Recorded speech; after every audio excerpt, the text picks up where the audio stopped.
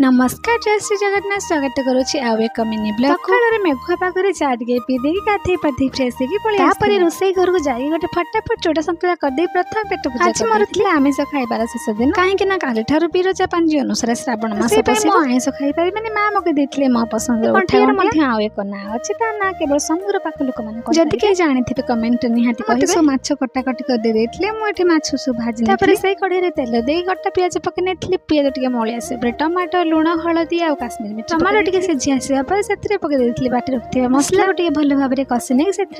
तेंतुली रस दे सारा 2 मिनट कषि नहीं पानी फुटी आसवा भाजी रखी माछ सब पकई नहीं किसी समय फुटापी छाड़ी माछ सीना मो पसंद आसला कि बापा हिसाब से रोसे जब भी आम घर को माछ आसे बापा हिसाब से रोसे हुए कहीं से जानी था कौ माछ केमी रोसे कले भल रोसे सर समस्ते मिसिक खाई सारा रेस्ट नहीं उठे तार ट्यूशन पाठ कर तारी भितर मुझे बही सब मैला